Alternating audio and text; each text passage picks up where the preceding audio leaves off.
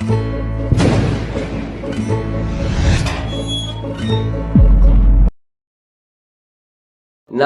दोस्तों, scary files में आशीष के साथ आप सभी लोगों का फिर से स्वागत है एक और खौफनाक और दिल को दहला देने वाले एपिसोड में।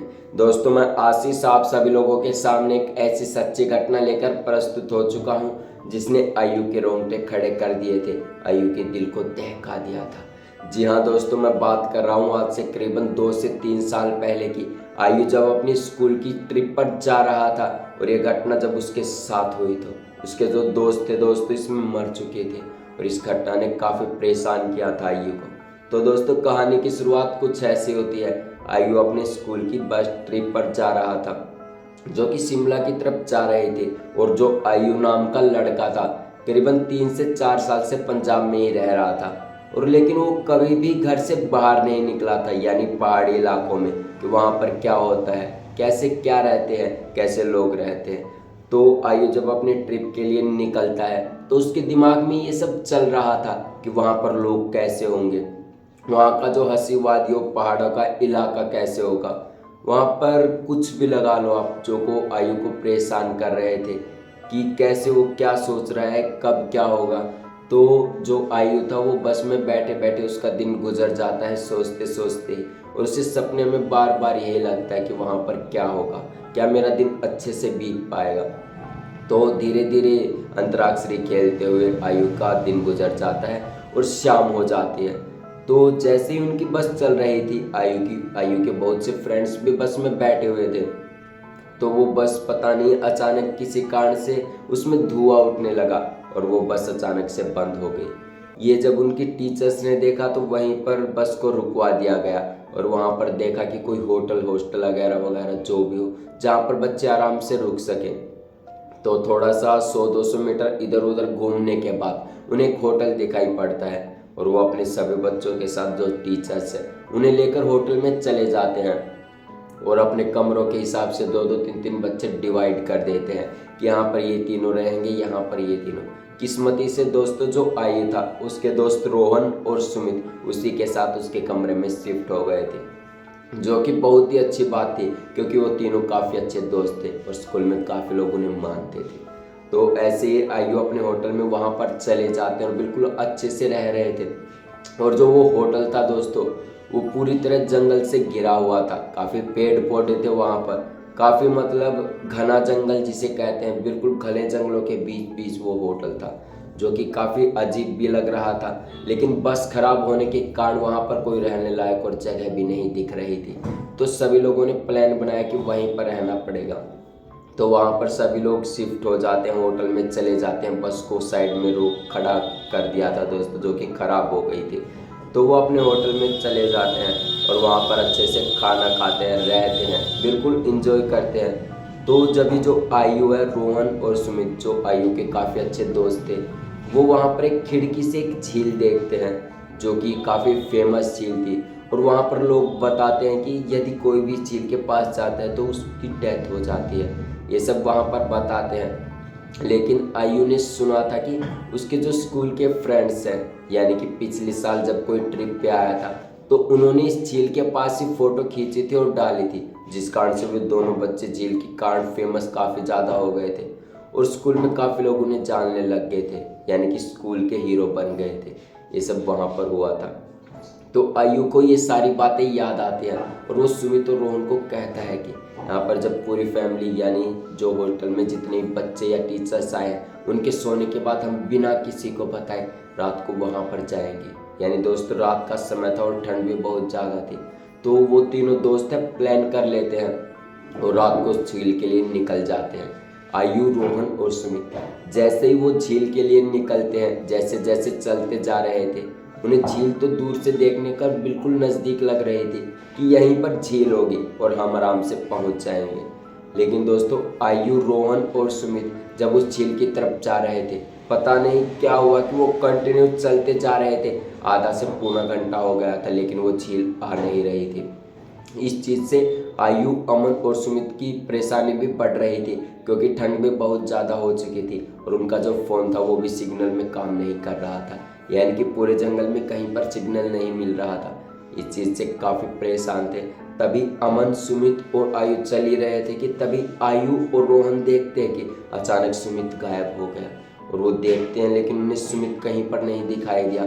आयु, रोहन बहुत ढूंढते हैं वहाँ पर जंगलों में। तभी काफ़ी कोशिश करने के बाद उन्हें किसी के गड्ढे खोदने की आवाज़ आती है। आयु, रोहन जब उस गड्ढे के पास जाते हैं तो वो देखते हैं कि सुमित वहीं पर था और सुमित कोई गड्ढा खोद रहा था। और वो दोनों इतने काफ़ी परेशान हो गए थे कि सुमित को अकेला छोड़कर कैसे चले जाए। और वो इस कारण से जंगल में बढ़ते बढ़ते जंगल के काफ़ी अंदर जा चुके थे और उन्हें काफ़ी डर भी लगने लगा था क्योंकि ठंड का समय भी बहुत ज़्यादा हो चुका था और ऊपर से सुमित भी गायब था। जब वो गड्ढे के पास सुमित के पास जाते हैं तो जैसे ही रोहन सुमित के कंधे पर हाथ रखता है तो सुमित को बहुत ज़्यादा गुस्सा आता है और वो रोहन को थप्पड़ मारता है। रोहन करीबन 5 से 6 फीट दूर जाकर गिरता है। ये देखकर आयु काफ़ी डर जाता है और सुमित से कहता है कि यार ऐसे क्यों कर रहा है, हम तुम्हारे दोस्त ही हैं। तब पता नहीं कि जो सुमित था उसके क्या होता है, वो अचानक बेहोश हो जाता है। सुमित जब बेहोश होता है तो रोहन और जो आयु थे काफ़ी परेशान हो जाते हैं। वो सोचते हैं कि ऐसा क्या हुआ सुमित के साथ और वो नीचे एकदम ज़मीन पर कैसे गिर गया। ये देखकर रोहन और आयु सुमित को जगाने की कोशिश करते हैं, लेकिन काफ़ी जगाने के बाद दोस्तों जो रोहन काफ़ी दूर पड़ा था वो पहले आयु सुमित को जगाता है। आयु जैसे ही सुमित को जगाता है तो वो कहता है कि जो मेरे अंदर था वो रोहन के अंदर चला गया है। ये सब सुनकर आयु काफ़ी डर गया और कहता है कि यार तेरे अंदर क्या था जो कि उसके अंदर चला गया। और जब ये बातें सुमित बताता है उस आयु को तो वो काफ़ी डर जाते हैं और जैसे ही रोहन के पास जाते हैं रोहन की आंखें बिल्कुल काली हो चुकी थी। ऐसा लग रहा था उसे कोई डरा रहा हो या फिर उसकी आंखें किसी ने निकाल ली हो। ये देखकर आयु और जो सुमित थे काफ़ी परेशान हो जाते हैं और वहाँ से भागने लगते हैं और वो देखते हैं कि रोहन भी उनके पीछे पीछे आ रहा था और वो दोनों भागते भागते पता नहीं कब उस झील के पास पहुँच गए कि उन्हें पता ही नहीं चला। जब उन्होंने उस झील को देखा तो वो काफ़ी डर गए थे क्योंकि उन्होंने सुना था कि इस झील के पास कोई बूढ़ी औरत रहती थी जो कि किसी ने उन्हें मारकर यहाँ पर डाल दिया था, जो कि अंदर डूब गई थी। ये सब बातें जब रोहन और आयु को सुनी तो सुमित और आयु को जब पता चली तो वो काफ़ी डर गए थे। उन्होंने देखा कि रोहन भी वहीं पर आ गया था उनके पीछे पीछे। आयु ने पता नहीं कैसे न कैसे करके क्या किया कि वो एकदम से साइड हो गया और जो रोहन और सुमित थे वो झील के अंदर चले गए और वो झील में डूबते जा रहे थे। आयु बचाने की कोशिश भी नहीं कर पा रहा था क्योंकि उसे काफ़ी अजीब सा लग रहा था। और जो रोहन और जो सुमित झील के अंदर गिरे थे उन्हें ऐसा लग रहा था माने कोई उन्हें नीचे खींच रहा हो, पानी के अंदर खींच रहा हो। आयु ये देखकर काफ़ी डर गया था और उस जंगल में इतना घुल गया कि उसे पता नहीं चला कि कब कैसे बाहर निकलना है। आयु अपने फ़ोन की फ्लैश लाइट ऑन करके चलता ही जा रहा था।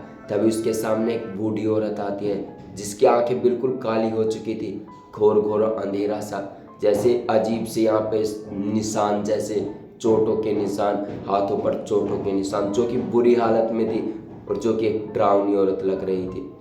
यानी सफ़ेद कपड़े पहने हुए थे और यहाँ तक के बाल थे। ये देखकर आयु की जैसी फ्लैश लाइट ऑन थी आयु ने झटके से फ्लैश लाइट ऑफ कर दी और आयु इतना डर गया कि वहाँ से कैसे न कैसे करके भागने लगा, लेकिन आयु जो था वो भाग नहीं पाया। आयु जैसे ही पीछे मुड़कर देख रहा था उसने पीछे मुड़कर देखा कि वो जो औरत जो उसके सामने आई थी वो सांप की तरह रेंग कर चल रही थी। ये देखकर आयु और भी काफ़ी डर गया था और आयु भागता भागता एक खंडर की तरफ जा पहुँचता है जो कि एक पुराना सा घर था। आयु जब उसमें देखता है कि काफ़ी अजीब से चीज़ें थी और ये देखते देखते वो औरत भी वहाँ पर आ गई थी।